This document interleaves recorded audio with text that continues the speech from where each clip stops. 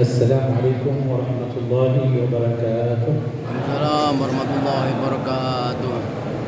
اللهم لك الحمد شكرا ولك المن فضلا. صل اللهم وسلم وبارك وكرم على سيدنا محمد وعلى آل سيدنا محمد وأنزله المقعد المقرب عندك يوم القيامة. أما بعد. Assalamualaikum warahmatullahi wabarakatuh. Waalaikumsalam warahmatullahi wabarakatuh. Setelah beliau Syekh Umar bin Husain Al-Khatib memuji Allah Subhanahu wa taala dengan menyebutkan alhamdulillah, beliau lanjutkan dengan bersolawat dan bersalam kepada baginda Nabi Muhammad sallallahu alaihi wasallam. Lalu beliau berdoa kepada Allah Subhanahu wa taala agar Allah Subhanahu wa taala menempatkan, memberikan tempat yang teristimewa di sisi Allah Subhanahu wa taala untuk baginda Nabi Muhammad sallallahu alaihi wasallam. فإنا نجلس في مجالس نذكر الله تبارك وتعالى ونصلي على النبي محمد صلى الله عليه وسلم ونتذكر فيها ما نتهيأ به لاستقبال عظيم لشهر كريم. Alhamdulillah, pada malam hari ini kita sama-sama duduk di dalam majelis yang di sini kita berzikir menyebut nama Allah Subhanahu wa taala. Juga kita duduk di majelis yang di sini kita sama-sama bersolawat kepada baginda Nabi Muhammad sallallahu alaihi wasallam. Wa natadzakar, juga kita akan bermudzakarah, saling ataupun kita akan membahas tentang persiapan-persiapan yang perlu kita lakukan untuk menyambut dan menyongsong kedatangan bulan yang mulia, yaitu bulan suci Ramadan. فهذه المجالس تعد من رياض جنة الله عز وجل في أرضه التي تهيئنا للدخول في جنة الله عز وجل يوم القيامة. Maka majelis seperti ini merupakan taman-taman surga Allah Subhanahu wa taala, yang dengan hadir di majelis seperti ini insya Allah kita dipersiapkan pribadi kita oleh Allah Subhanahu wa taala untuk nantinya kelak di akhirat masuk ke dalam surga Allah Subhanahu wa taala. ورسول الله صلى الله عليه وسلم يقول في حديثه: إذا مررتم برياض الجنة فارتعوا. Nabi Muhammad sallallahu alaihi wasallam di dalam sabdanya beliau menyatakan, jikalau kalian wahai umatku melintasi daripada taman-taman surga, maka singgah dan mampirlah di taman surga tersebut. قالوا وما رياض الجنة يا رسول الله؟ قال مجالس الذكر أو حلق الذكر، وفي رواية قال مجالس العلم. Lalu sahabat bertanya kepada baginda Nabi Muhammad, wahai Rasulullah, apa itu taman-taman surga Allah Subhanahu wa taala? Maka dijawab oleh baginda Rasulullah sallallahu alaihi wasallam, taman surga Allah di dunia ini adalah majelis atau perkumpulan zikir, di dalam riwayat lain majelis atau perkumpulan yang membahas ilmu. ولذلك قال صلى الله عليه وسلم: غنيمة مجالس الذكر الجنة. وقال في العلم: ومن سلك طريقا يلتمس فيه علما سلك الله به طريقا إلى الجنة. Oleh karena inilah Nabi Muhammad sallallahu alaihi wasallam beliau menyatakan, ghanimatu majalisid dzikri al-jannah, hasil yang akan didapatkan oleh siapapun yang menghadiri majelis zikir adalah surga Allah Subhanahu wa taala.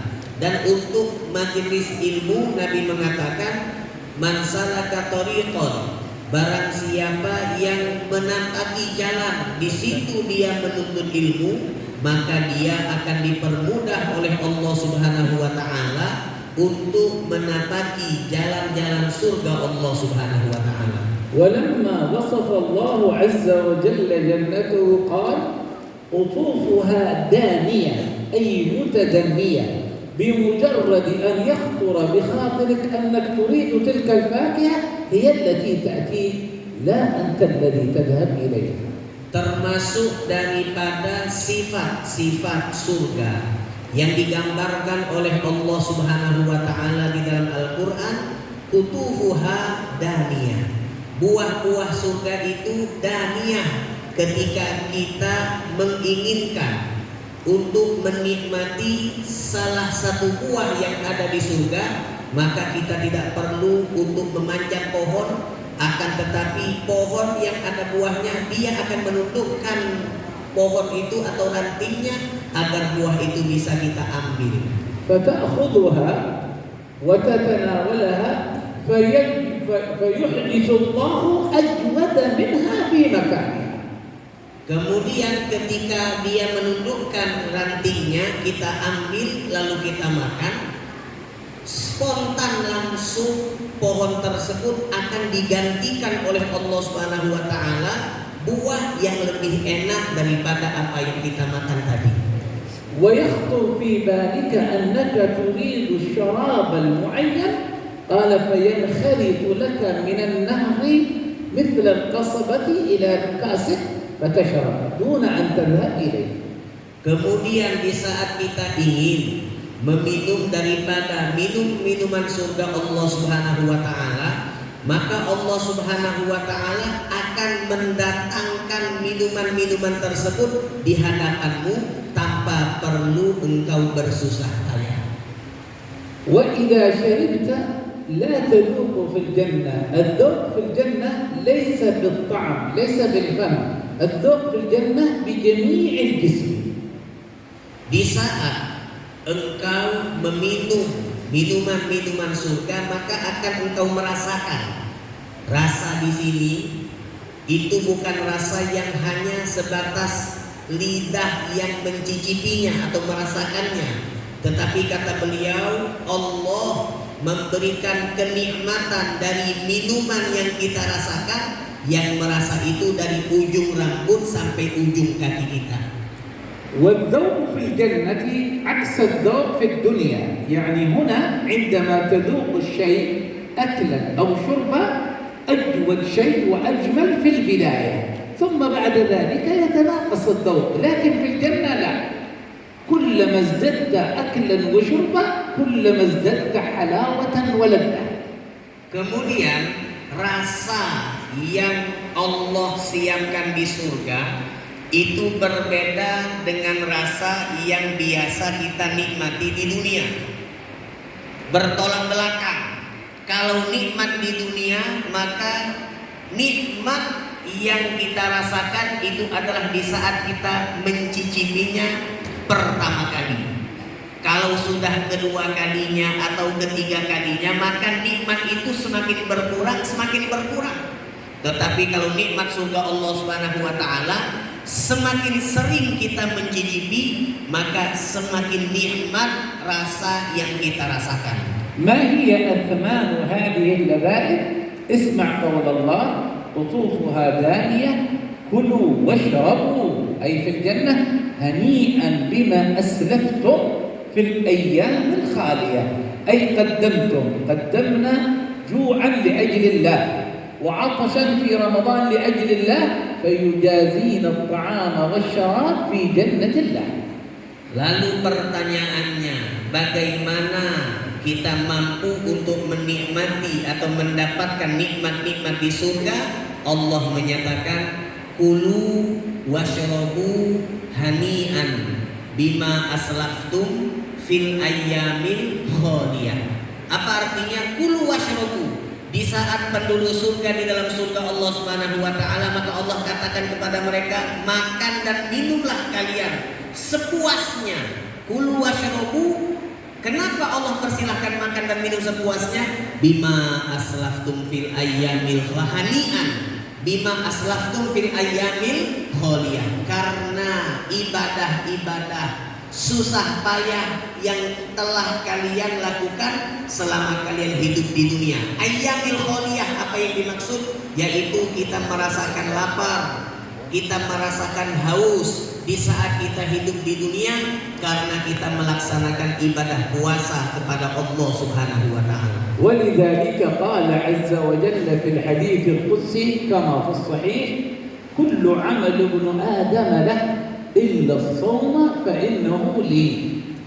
Allah Subhanahu wa taala menyatakan di dalam hadis qudsi, di dalam sabda Nabi Muhammad sallallahu alaihi wasallam menyampaikan firman Allah, seluruh daripada amal ibadah anak Adam itu kembalinya kepada dia.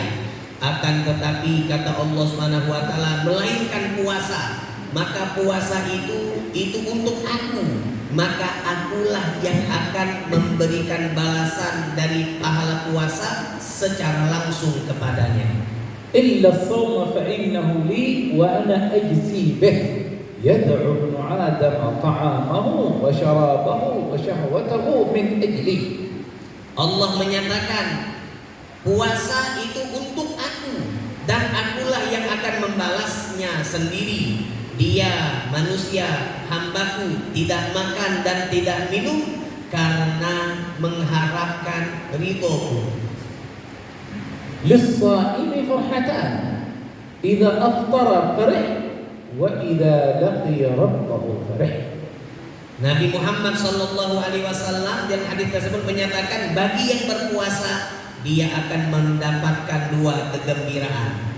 Kegembiraan pertama yaitu di saat dia berbuka puasa, dan kegembiraan yang kedua di saat dia berjumpa dengan Allah Subhanahu wa taala.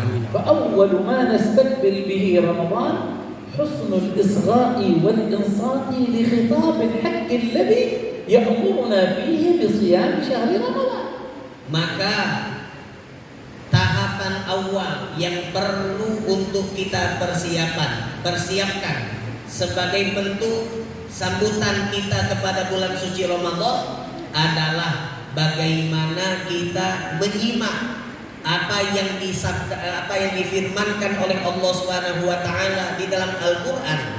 Ketika Allah memerintahkan kita untuk melaksanakan ibadah puasa, bagaimana kita menyimak dan merenungkan ayat tersebut dengan baik. Itulah persiapan yang pertama. ولو أنصت إلى الخطاب الذي أوجب عليك الصيام لرأيت عجبا عجابا من تلطف الحق ورحمته بنا. Kalau kalian menyimak, merenungi ayat atau firman Allah yang di situ Allah menyampaikan tentang kewajiban beribadah puasa, maka kata beliau kalian akan mendapati betapa menakjubkannya kasih sayang dan kelembutan Allah di dalam menyampaikan perintah tersebut. أولا أنه رفع قدر أهل الإيمان عندما أراد أن يوجب عليهم شهر رمضان فخاطبهم بصفة الإيمان قائلا يا أيها الذين آمنوا كتب عليكم الصيام. Yang pertama, Allah sebelum menyampaikan kutiba alaikumusiyam, wajib atas kalian berpuasa, maka Allah terlebih dahulu memanggil kita dengan seruan panggilan kasih sayangnya, yaitu ya ayyuhalladzina amanu, wahai orang-orang hambaku yang beriman. Panggilan kasih sayang Allah Subhanahu wa taala. Setelah itu baru Allah sampaikan kutiba alaikumusiyam. هنا في اللغة العربية يقولون لم يذكر الفاعل كتب عليكم الصيام. لماذا ما قال كتب الله عليكم الصيام؟ قال لأنه فيه مشقة فلم يذكر اسمه عز وجل عندما أمرنا. Di dalam kalimat kutiba alaikumusiyam itu di dalam bahasa adalah kalimat pasif, bukan kalimat aktif. Kalau pasif kutiba diwajibkan, kalau aktifnya mewajibkan, kan gitu kan, ada pasif ada aktif. Kalau kalimat aktif maka kita kalau katakan mewajibkan tentu akan ada timbul pertanyaan, siapa yang mewajibkan? Tentunya adalah Allah mewajibkan atas kalian puasa. Kalau kalimatnya seperti itu, maka seperti beban yang sangat berat untuk kita.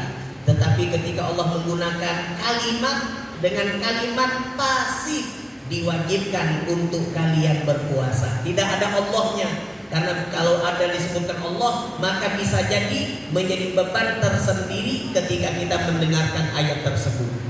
ثم سلانا وقال كما كتب على الذين من قبلكم أي لستم أنتم أول من كتب عليه ذلك.